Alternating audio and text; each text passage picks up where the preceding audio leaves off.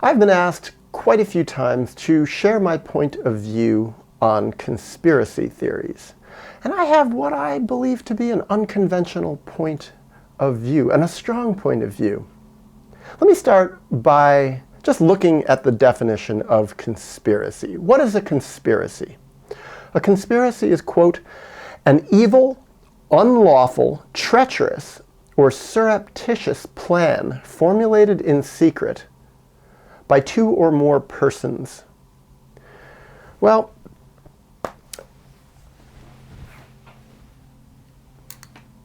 when I read that the first time, I thought, that gave me a clue on the primary conspiracy in our world. It's the conspiracy of parents. Two parents.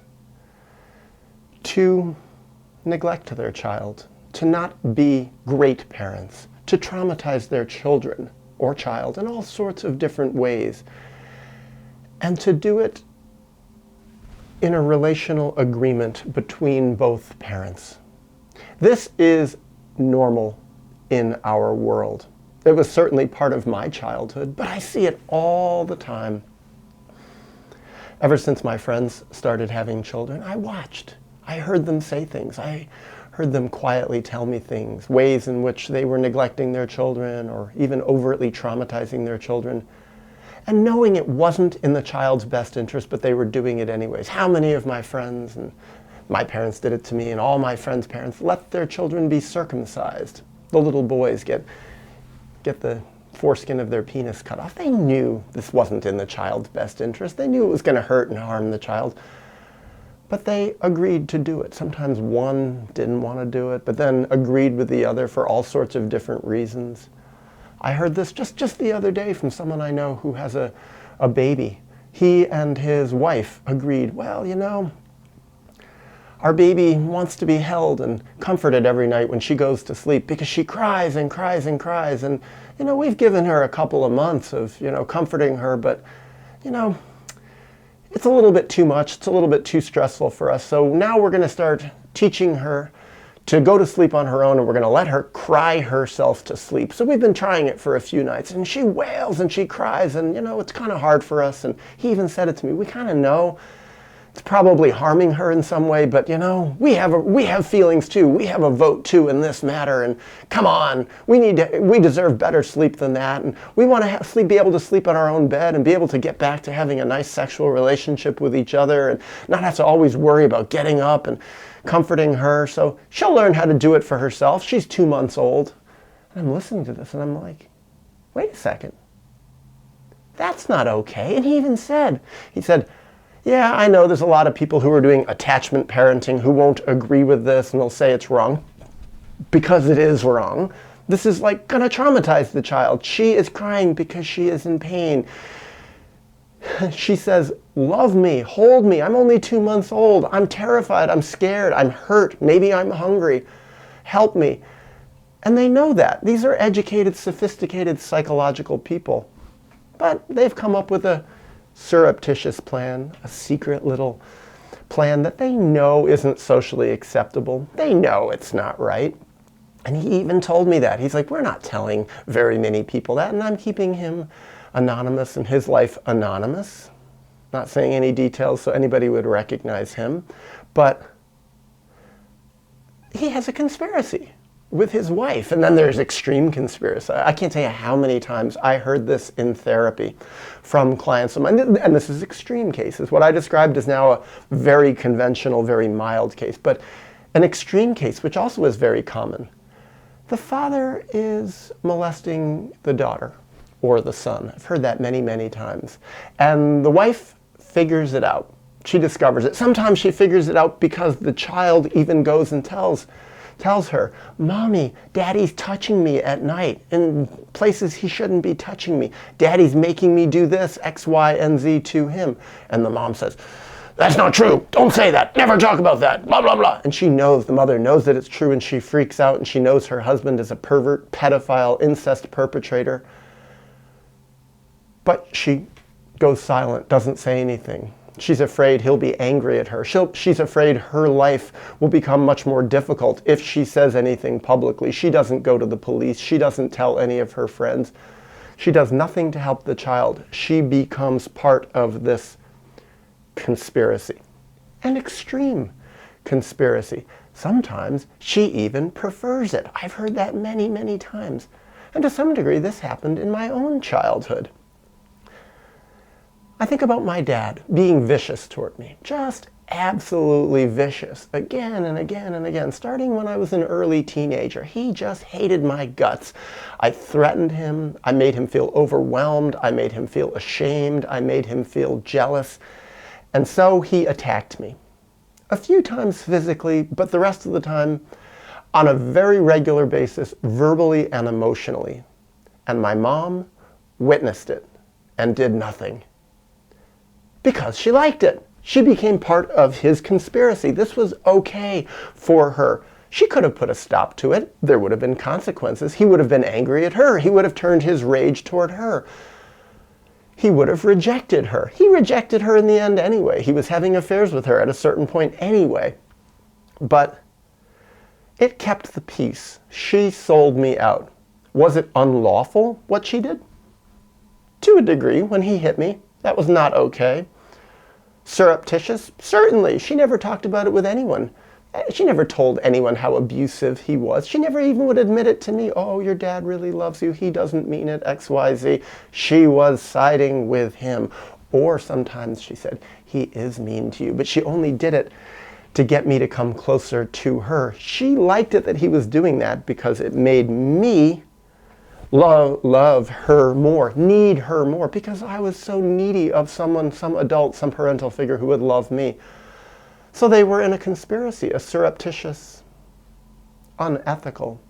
I call it evil nowadays. I consider it evil when parents don't side with the child, when one parent does something bad and the other parent goes along with it, when the one parent doesn't try to help the other parent really reform their ways or just absolutely put a stop to it. Now,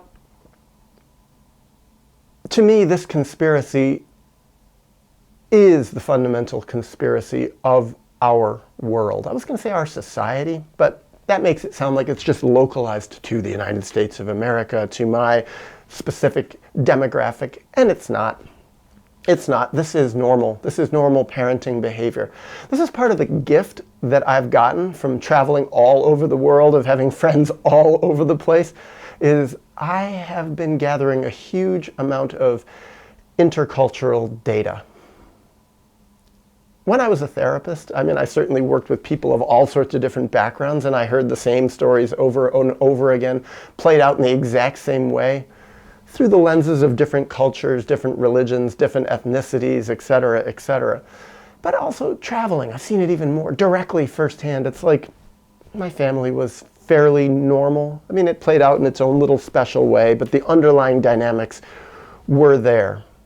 People who are traumatized, who haven't figured out how remotely to resolve their traumas, who are unaware of how traumatized they are, meeting other traumatized people, making a partnership with that other person based on a profound amount of denial, a relational contract that they will not call each other out for their denial, that they're trying to give comfort to each other. And then they have children, and they are incredibly deficient as parents to one degree or other. Yes, some parents are better than others.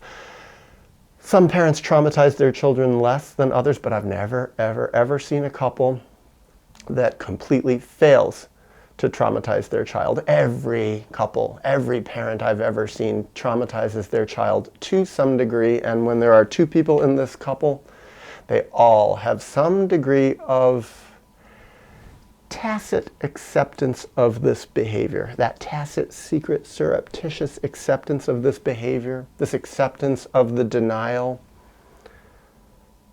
of the projection, of the repeated trauma, of the lack of looking at themselves or each other in a real mirror of truth, of making truth and healing the primary goal of life before having children. This is normal. I see it everywhere. Everywhere, to one degree or other.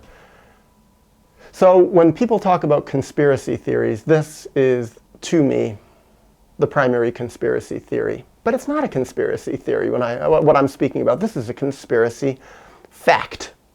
In my mind, from what I've observed, tons and tons of data, decades of data, thousands of couples, this is where it's at. This is the fundamental conspiracy theory. And this is the key when I analyze conspiracy theories in general. This conspiracy theory of the child being traumatized by conspiring parents. This is the root of all other conspiracy theories. Why are people nowadays in this modern world with so much realistic information, sometimes very educated people, very intelligent people, why do they fall prey to some of these conspiracy theories that are so ridiculous, unscientific, easily disprovable by someone who can even vaguely see reality? People are transferring the denial of the fundamental conspiracy theory of their childhood family system out onto the world. It is socially unacceptable, by and large, to critique the conspiracy of your parents. You have to love your parents to get accepted in society. If you say, my parents were great, they were wonderful, they did the best they could, they gave me so much, I love them, they're the most important people in my life, my father's my best friend, my mother's my best friend, everybody says, good for you, what a great person you are. You're an ideal human being, you're an ideal role model for people. If you become a parent just like your parents, traumatize your kids, conspire with your new partner, you are normal. You get love from society over this. Society will conspire with you to look away at the harm that you cause your child, at the failures that you perpetrate on your child. This is okay. And denying this is so important. And when people deny a fundamental trauma, they will act it out. And all these conspiracy theories out in the world, all these weird and ridiculous ideas that people believe, oh, there's conspiracies about this or that, or this or that, or people behind the scenes are conspiring, sometimes which they actually may be doing, because sometimes conspiracy theories are proven to be true. But sometimes it's like, they're just ridiculous.